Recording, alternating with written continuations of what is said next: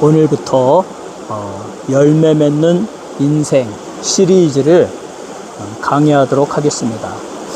우리의 인생이 예수를 만나고 예수를 믿고 거듭나서 성령으로 인쳐지고 하나님의 자녀가 된 다음에 우리는 성령과 동행하는 삶을 살게 됩니다. 그리고 성령과 동행하는 삶을 살다 보면 우리 안에는 자연스럽게 그리스도인으로서 열매를 맺게 됩니다. 우리의 삶에서 성령님이 생성하시는 성령의 열매들을 맺어야 되는 것입니다. 우리 의를 위하여 핍박을 받는 성도, 예수를 믿고 심령이 가난하여서 자기들의 죄를 깨닫고 이제 그 팔복음의 과정을 통해서 영적으로 성숙해지고 우리 주님의 복음을 전하고 주의 나라를 위하여 이제 의를 위하여 핍박을 받는 단계까지 가는 성도는 천국이 저희 것이에요. 천국 시민이 된 것입니다. 그 사람에게는 성령이 항상 내주하셔서 그 안에서 우리 주님의 말씀을 생각나게 하고 깨닫게 하고 그 말씀대로 살도록 가이드해주고 가르쳐주고 인도해주고 힘을 주시는 분이 성령님이에요. 이렇게 성령의 통치를 받고 살아가는 성도에게는 자연스럽게 성령의 일들이 나타난다라는 것입니다. 저는 남가주에 사니까 햇볕도 뜨겁고 그래서 남가주의 스타일이 나오죠. 제 얼굴은 좀 검게 거무롭고 그리고 또 제가 쓴 첫 번째나 두 번째 책 전부 다 남가주의 자연의 그 아름다운 봄에 꽃이 피고 꽃이 만발한 모습들, 그리고 바다의 모습들, 그리고 쏟아지는 햇볕의 모습들, 그것들을 많이 묘사하게 됩니다. 세 번째 책도 역시 마찬가지예요. 제가 지금 쓰고 있는 자연과 영성에서도 아름다운 남가주의 금년에 얼마나 꽃이 만발했는지 그 꽃을 묘사하고 있고, 그리고 지금도 이렇게 저만의 그리시네가에 와서 이런 푸른 나무 밑에서 이 맑은 시냇물이 흐르는 모습을 보면서 열매 맺는 인생 시리즈를 지금 강의하고 있는 것입니다. 이처럼 남가주에 사는 사람에게는 남가주의 특성이 나타납니다. 만약에 그 남극이나 북극, 에스키모인들과 같은 그와 같은 정말 추운 곳에 사는 사람들의 그 모습을 보면 역시 거기에는 그런 특성이 나타나겠죠. 막 가죽옷을 입고 또 그리고 뭐 그런 이글루 같은 데서 이렇게 생활하면서 술록을 잡고 그와 같은 모습들이 주로 표현되어지겠죠. 이처럼 우리 안에 성령이 거하시고 내주하시고 우리의 인생을 성령님이 인도하여 주시면 성령님의 특유의 것들이 성령의 결과들이 나타나는 것입니다. 그것이 바로 성령의 열매다. 우리 그리스도인이 예수를 믿고 주사함 받고 성령의 인치심을 받으면 그 성령은 우리 안에 오셔서 영원히 거하십니다. 우리가 천국에 들어가기까지 거하시고 우리를 지배하시고 인도하시고 천국에서도 성령으로 통치를 받으며 성령이 주시는 기쁨으로 성도들 간에 서로 사랑하면서 아름다운 인생을 살게 되는 것입니다.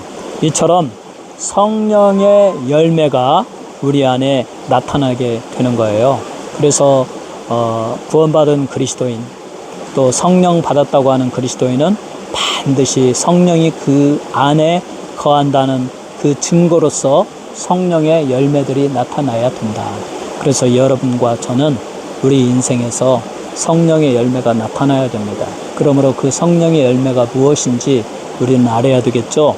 그리고 그 성령의 열매가 내 안에 풍성히 맺히게 해달라고 우리는 날마다 사모하면서 기도해야 될 것입니다. 그러할 때 성령이 더욱 역사하셔서 성령의 열매들로 여러분의 심령을 풍성히 채워 주실 것입니다. 그러면 성령의 열매가 무엇입니까?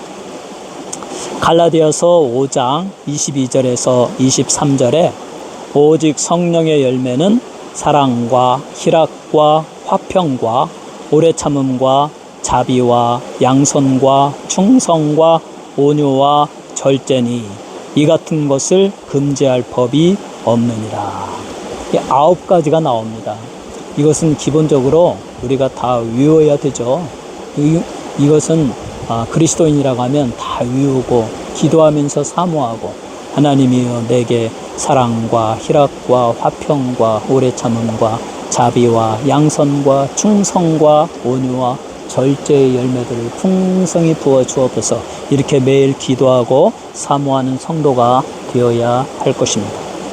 그러면 이 9가지의 열매 중에 그 첫 번째가 사랑입니다. 먼저 사랑을 말하고 있어요. 헬라어 문장 구조에서 처음에 나오는 단어와 마지막에 나오는 단어는 아주 중요한 단어, 강조가 됩니다. 그러니까 성령의 열매에서 제일 중요한 것은 사랑이다. 그래서 사랑이 먼저 나옵니다.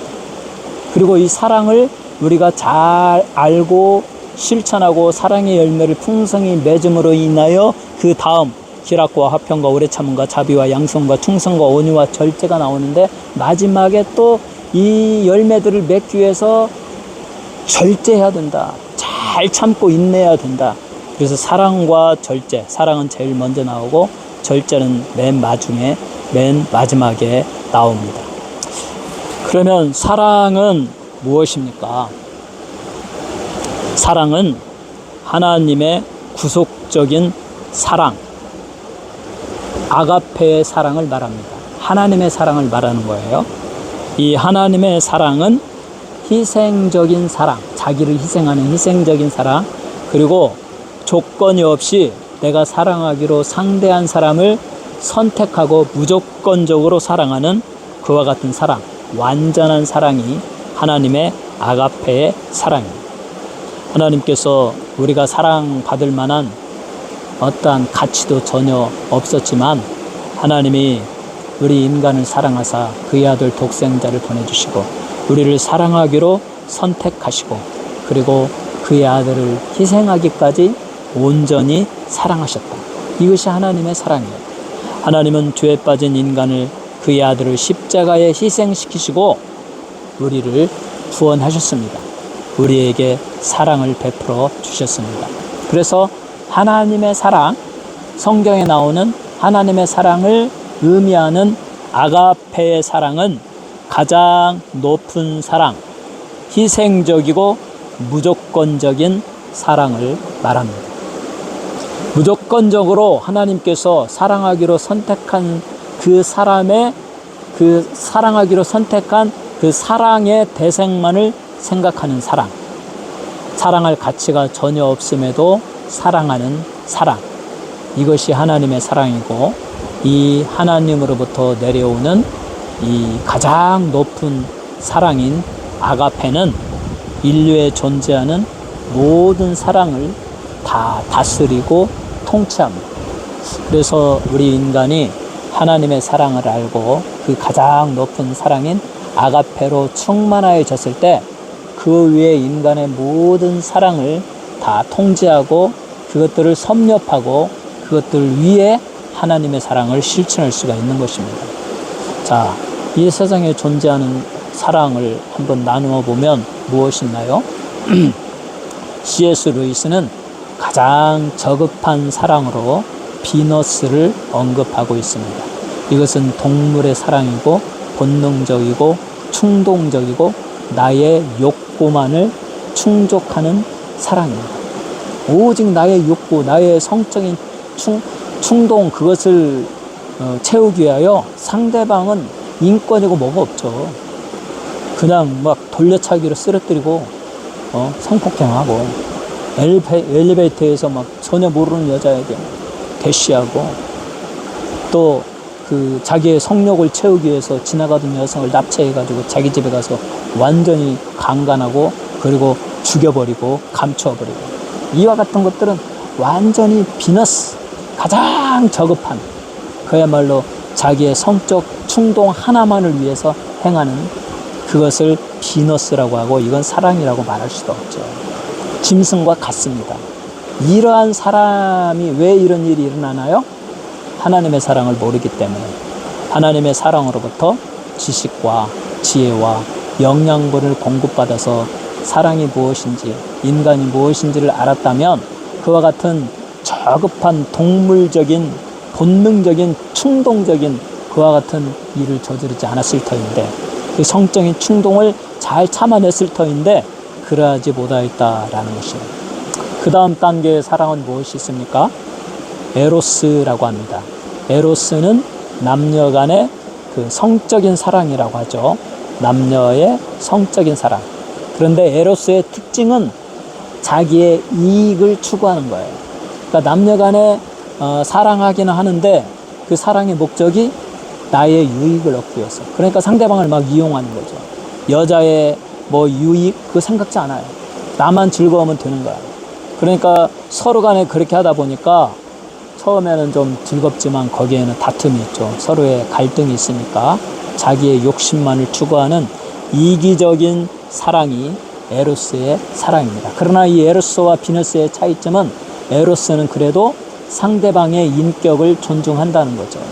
상대방을 유린하지는 않습니다. 남녀가 서로 만나서 남자는 여자를 탐하고 여자는 남자를 탐하면서 자기의 성적인 즐거움을 즐기는데 그 목적은 자기의 행복, 자기의 유익, 자기의 즐거움이에요. 상대방은 존중하지 않습니다. 그럼에도 거기에는 막 상대방을 착취하거나 막 죽이거나 하는 그와 같은 동물적인 것은 없다는 거죠. 그래서 이게 에로스 그 다음 단계로 저급한 사랑이고, 그 다음에 이거보다 높은 사랑, 높은 단계의 사랑을 이제 스토로게라고 합니다. 스토로게. 이것은 혈육의 사랑, 부모와 자녀의 사랑이다. C.S. 루이스는 이 부모와 자녀의 사랑은 짐승에게도 해당된다. 암사자가 그 어린 새끼를 얼마나 핥아주고 그 품에 품고 젖을 먹이고 합니까? 또 개들이 또 새끼를 낳았을 때 얼마나 그것을 아끼고 젖을 물리고 보호하고 그렇습니까?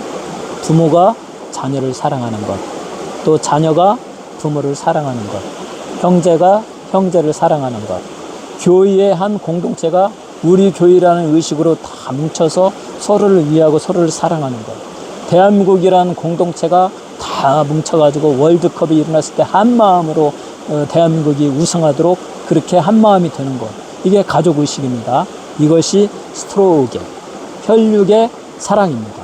부모가 자녀를 사랑하고 자녀가 부모를 사랑하고 형제와 형제가 서로 사랑하는 것, 아름다운 사랑이죠. 그런데 이 사랑보다 더 높은 것이 필리아, 형제 간의 사랑, 인간과 인간의 사랑, 하나의 우정. 왜 그러면 필리아가 더 높은가요? 혈육의 사랑은 내 가족이라는 테두리가 있어서, 혈연 관계라는 테두리가 있어서 부모가 자녀를 사랑하고 자녀가 부모를 사랑하는데 그와 같은 혈연의 관계의 테두리를 벗어나면, 가족의 관계의 테두리를 벗어나면 남남에 대해서는 사랑하지 않잖아요. 사랑을 베풀지 않잖아요. 그러니까 자기 가족이라는 그와 같은 공동체에 대해서는 누구나 사랑할 수 있죠.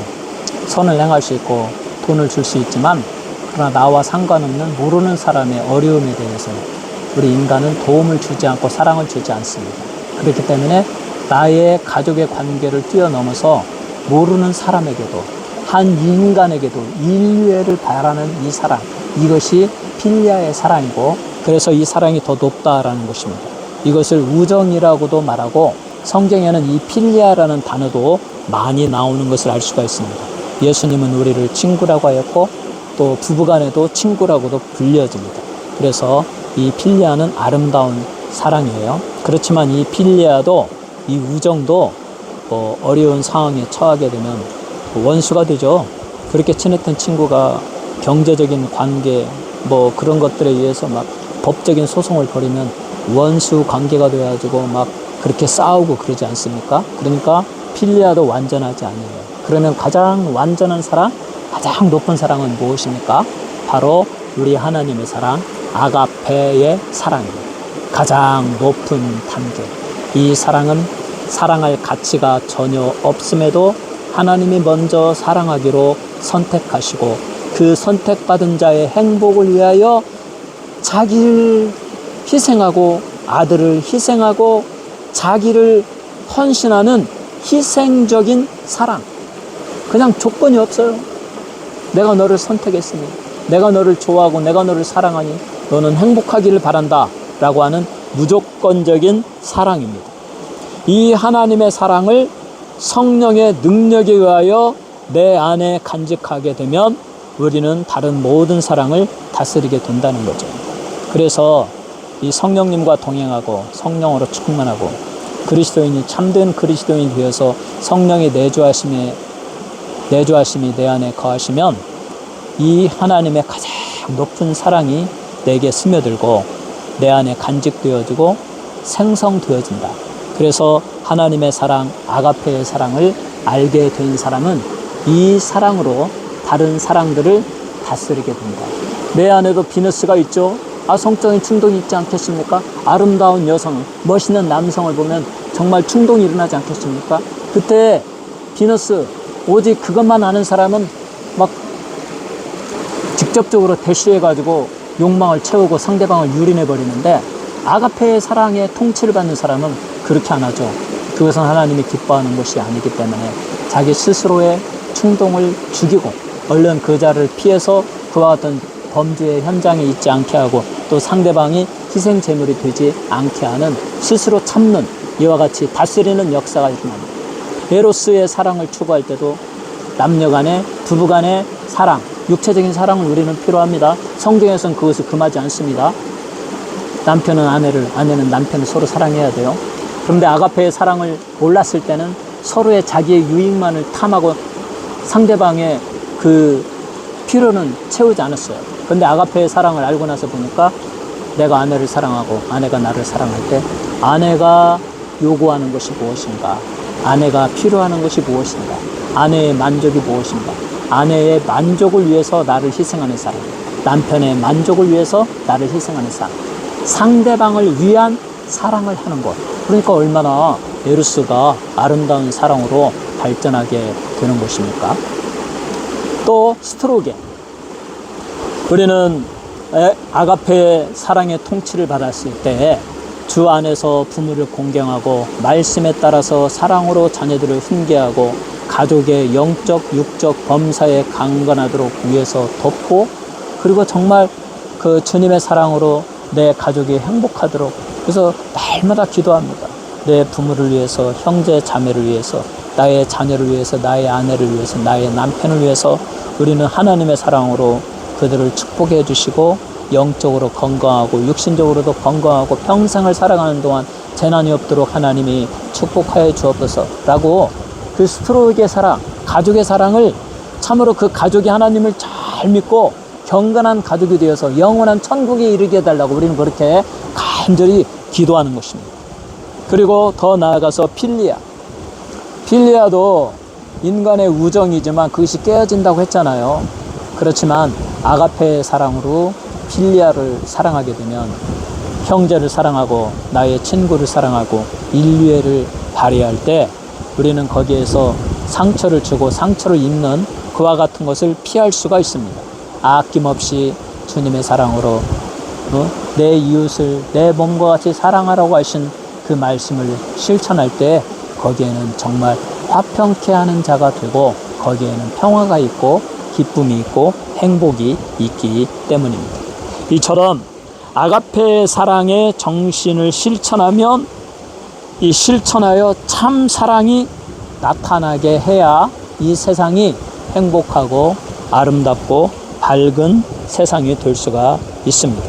아가페는 하나님과의 관계에 의하여 새롭게 창조되는 가치를 지닌 사랑, 하나님으로부터 나오는 사랑의 정신, 그래서 인간의 다른 모든 사랑이 정복되고 십자가에서 아들을 희생시키면서 우리를 사랑하신 하나님의 무조건적인 사랑, 완전한 사랑, 이것을 생각할 때 우리는 다른 모든 사랑의 결점들을 보완할 수가 있다. 그래서 아가페의 사랑을 우리 모두 알아야 돼요. 인류가 우리 하나님의 사랑을 알아야 됩니다. 그 사랑을 내 마음에 간직하고 성령을 통하여 그 사랑을 충만하게 고물시킬 때 우리는 이 땅에서 다툼과 갈등과 죄악과 그러한 것들이 다 사라지게 될 것입니다. 그래서 이 아가페의 사랑으로 충만한 사람은 비너스의 충동적인 욕망을 제거하고 에로스의 이기주의적인 사랑을 극복하고 미이즘, 오늘날 셀프러브라고 하죠. 자기중심적인 사랑을, 자기 사랑을 고치고 치료하고 희생적이고 우리도 이타적인 사랑을 행할 수가 있는 것입니다. 하나님의 사랑, 이 아가페를 소유할 때 진실로 이 땅의 모든 도덕적인 요구와 하나님의 말씀의 요구를 다 실행할 수가 있어요. 하나님의 사랑, 성령을 통하여 성령의 내주하심으로 또 성령과 교제하고 성령과 동행함으로 이 성령의 열매로서의 사랑이 내 안에 간직되어졌을 때 우리는 이와 같이 하나님의 말씀의 요구를 지킬 수가 있고 하나님의 그 도덕적인 요구, 성경에서 요구하는 것을 다 지킬 수가 있어요. 그래서 바울 사도는 말합니다.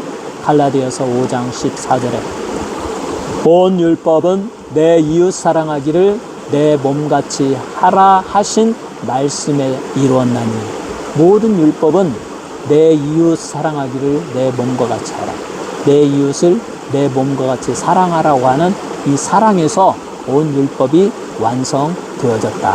그러므로 성령의 열매를 맺는 사람은 율법을 다 지킨 것입니다. 그래서 이 가장 중요한 이 하나님의 사랑의 위대한 이것이 성령의 열매이기 때문에 성령의 9가지 열매 중에 제일 먼저 사랑으로 나오는 것입니다. 사랑과 희락과 화평과 오래 참음과 자비와 양선과 충성과 온유와 절제의 9가지 열매를 나오게 되는 것입니다. 로마서 5장 5절에 이렇게 말합니다. 소망이 부끄럽게 아니하면 우리에게 주신 성령으로 말미암아 하나님의 사랑이 우리 마음에 부은 바 되미니. 성령으로 말미암아 우리의 마음에 하나님의 사랑이 부은 바 되었다. 그러니까 예수를 믿지 아니하면 이 가장 위대한 하나님의 사랑, 아가페의 사랑을 모릅니다. 사랑을 도저히 그 마음에 성령을 통해서 부은 바 되지 아니하면 어떻게 알겠어요. 그러니까 막 비너스에 빠져서 막 상대방을 유린하고 자기의 충동적으로 자기 욕구를 추구하고 또 에르스에 빠져서 오직 자기의 그 탐닉, 자기 이익만을 추구하고 상대방을 어렵게 만들고 그렇게 저급한 사랑으로 살아가는 것입니다.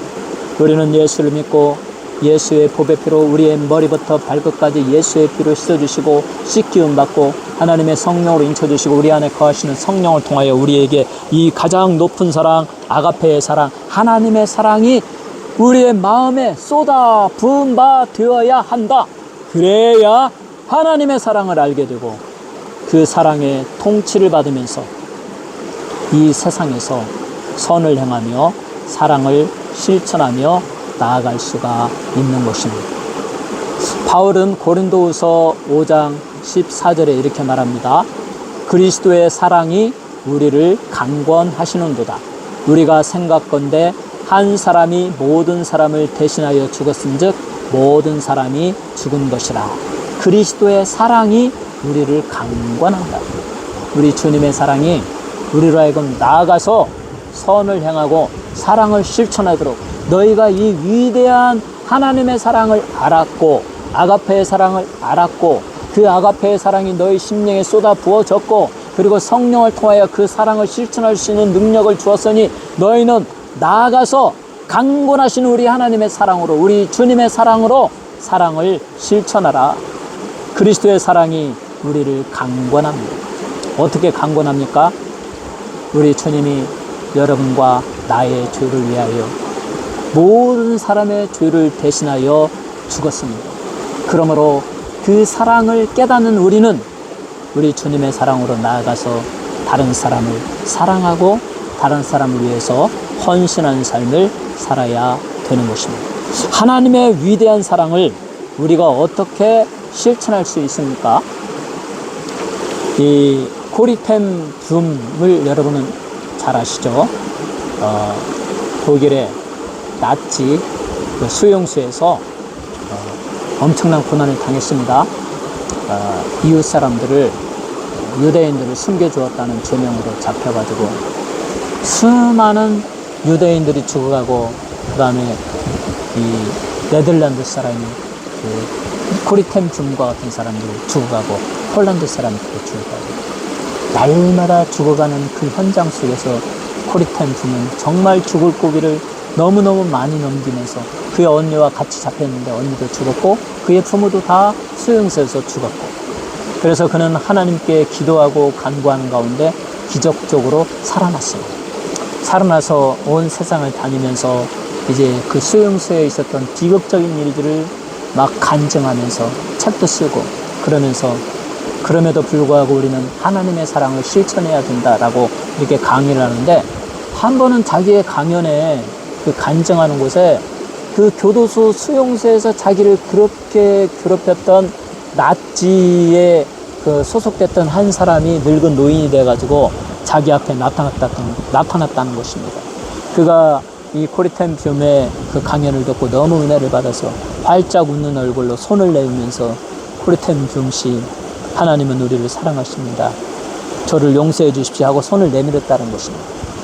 그 남자의 얼굴을 보는 순간 과거의 수용소에서의 그 기억이 떠오르면서 막 코리템 뷴은 순간적으로 쓰러질 뻔했다고 합니다. 피가 막 거꾸로 솟을 정도로 그 악한 사람, 그 잔악한 사람, 그래서 그에게 손을 선뜻 내밀지 못했다고 합니다. 잠시 막 정신이 없으면서 그때 속으로 생각했다고 합니다. 내가 무엇을 망설이는가? 우리의 주님은 나 같은 죄인을 위하여 십자가를 지셨는데 바로 이 사람을 위해서도 우리의 주님은 십자가에서 피를 흘려주셨는데 그 예수의 보배 피로 한 사람이 우리를 대신하여 죽었는데 그 놀라운 사랑을 받은 내가 어떻게 이 사람을 모른 채 한다는 말인가? 이게 그리스도의 사랑이 우리를 강권하시는 도다의 의미예요. 그래서 코리템 뷴은 그 사람의 손을 딱 잡고 형제여 내가 그대를 용서하노라 하는데 막 머리부터 발까지 전기가 찌릿찌릿 흘렀다고 합니다. 그러면서 코리템 뷴은 말하기를 하나님의 사랑이, 우리 주 예수 그리스도의 사랑이 닿지 못할 골짜기는 없다라고 했습니다. 그 어떤 깊은 골짜기라 할지라도, 그 어떤 깊은 원수 관계, 복수, 그 미움의 관계라 할지라도 주 예수 그리스도의 강권하시는 사랑을 힘입으면 용서가 되고 화해가 이루어진다라는 것입니다.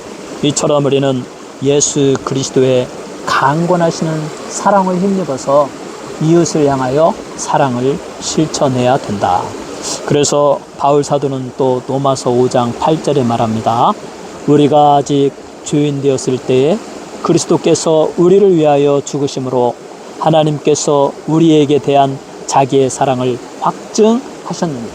예수 그리스도께서 우리가 죄인 되었을 때 전혀 가치도 없고 용서받을 가치도 없고 썩고 냄새나고 도저히 우리의 죄를 해결할 수 없고 우리의 운명은 저 영원히 펄펄 끓는 유황불 속에서 그 영혼이 뜨겁게 죽지도 않고 고통받아야 할 사탄과 함께 그의 추종자들, 짐승과 거짓 선지자들과 함께 영원히 불의 형벌을 받으며 괴로워해야 할 우리 인간의 죄를 예수 그리스도께서 십자가에서 보배피를 흘려주심으로 다 제거해 주시고 우리를 용서해 주시고 하나님의 자녀로 삼아주시고 성령으로 인쳐주시고 하나님의 그 고귀한 아가페의 사랑, 가장 높은 사랑을 우리의 심령에 넣어주셨으니 이것이야말로 하나님의 위대한 사랑이 아닌가.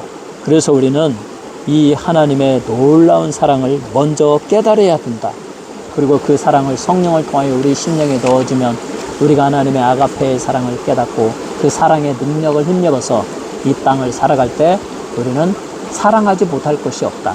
그래서 우리는 이렇게 하나님의 사랑, 성령의 열매로서 사랑을 실천할 수가 있는 것입니다. 그러므로 바울은 말합니다. 로마서 8장 35절에 누가 우리를 그리스도의 사랑에서 끊으리요? 환난이나 곤고나 핍박이나 기근이나 적신이나 위험이나 칼이래. 누가 우리를 이 그리스도의 강권하시는 사랑에서 우리를 위하여 자기의 몸을 바르시고 십자가에서 피 흘려주시고 우리의 모든 죄를 사하시고 우리에게 성령을 인쳐주시고 하나님의 그 놀라운 사랑으로 덧입혀주신 예수 그리스도의 사랑에서 끊을 자가 누구냐? 그 누구도 우리를 하나님의 사랑으로부터 그리스도의 사랑으로부터 끊을 수가 없다. 그러므로 바울은 계속해서 말합니다. 로마서 8장 38절에서 39절에 내가 확신하노니 사망이나 생명이나 천사들이나 높음이나 깊음이나 다른 아무 피조물이라도 우리를 우리 주 예수 그리스도 주 안에 있는 하나님의 사랑에서 끊을 수 없으리라. 하나님은 우리를 이렇게 사랑하십니다. 그 어떤 것도 하나님 그리스도 주 안에 있는 하나님의 사랑을 끊을 수가 없습니다. 우리 주님은 이렇게 말씀하셨습니다. 아버지께서 내게 주신 자를 내가 결코 빼앗기지 아니하리라. 우리 주님의 품 안에 있는 주를 믿는 어린 양들을 우리 주님은 결코 빼앗기지 아니하고 천국까지 인도하여 주시고 그들을 사랑하시고 그들을 먹이시고 가르치시고 성령으로 충만히 부어주신다. 하나님은 여러분을 이렇게 사랑하십니다. 예수 그리스도는 우리를 이렇게 사랑하십니다. 그러므로 하나님의 사랑으로부터 그리스도인을 여러분을 갈라놓을 것은 아무것도 없다.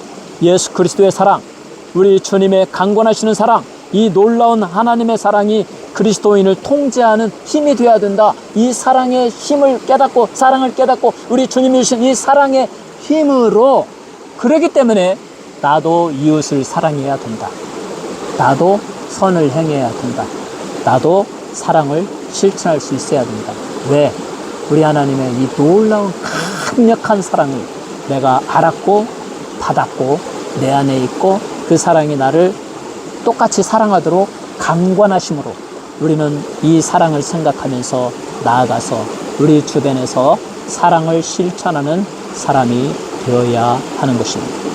그래서 이 위대한 사랑이 성령의 열매의 첫 번째로 나타나고 있습니다. 이 사랑의 열매는 성령님과 동행할 때 성령을 내 안에 모시고 그의 음성을 듣고 기도함으로 성령 충만을 사모하고 또 매일 하나님의 말씀을 읽고 성령님의 감동을 받으며 성령과 동행할 때 성령과 친해질 때 성령으로 살아갈 때 자연히 맺히는 것이 사랑의 열매입니다. 그리고 사랑의 열매를 맺을 때 우리는 나머지 8개의 열매를 생성하게 되는 것입니다. 그러므로 이 사랑은 나머지 8개의 열매를 생성하기 위한 영양분을 제공하는 역할을 합니다. 마치 이 사랑의 열매는 바울 사도가 고린도전서 13장을 썼죠. 거기에 뭐라고 했어요? 내가 사람의 방언과 천사의 말을 할지라도 사랑이 없으면 아무 소용이 없는다. 내가 산을 옮길 만한 그 믿음이 있을지라도 내가 그 놀라운 지식을 가졌을지라도 사랑이 없으면 아무것도 아니다. I am nothing. 사랑이 없으면 아무것도 아니다. 그러므로 고린도전서 13장의 중요한 것은 성령의 모든 은사들 플러스 사랑이 있으므로 그것이 온전해지고 그 가치가 있다. 마찬가지로 성령의 9가지 열매도 사랑이 있음으로 해서 나머지 8개가 맺혀질 수가 있다. 사랑이 가장 중요하다. 그러므로 사랑의 열매, 먼저 사랑을 생성할 때에 다른 열매들을 결실할 수 있게 됩니다. 사랑은 모든 것의 가장 중요한 요소입니다. 그리스도인의 심장에 깊이 새겨져야 할 불멸의 그리스도의 정신, 예수 그리스도의 정신, 그것이 사랑입니다. 우리는 이 사랑을 간직함으로 다른 열매들을 풍성히 맺게 될 것입니다. 사랑하는 성도 여러분, 우리 인생 잠시면 지나가죠. 저는 죽음을 생각할 때마다 참 아쉽습니다. 젊었을 때 멋모르고 이렇게 열심히 살아오면서 시간을 보냈는데 이제 60대 중반이 되다 보니까 10년 더 지나면 70대 중반, 80대 중반, 뭐 그때는 운동도 제대로 못할 것이고 어떤 의미가 있을까. 90쯤 되면 이제 몸도 활동하기도 어렵고 그때는 죽어야 되는데 그 죽어야 된다는 것은 안타까운 인생입니다. 그런데 우리가 성령과 동행하지 아니하고 기도하지 아니하고 말씀 읽지 아니하고 그럭저럭 뭐 드라마나 보면서 헤헤 시시낙낙거리고 여행이나 다니면서 그렇게 살다가 이제 몸이 늙고 병들어서 다행히 100세까지 살았는데 오늘 죽냐 내일 죽냐 할 때 내가 남기는 게 뭐가 있어? 여러분이 남기는 거 뭐가 있어? 거기에 뭔 성령의 열매가 있겠어요?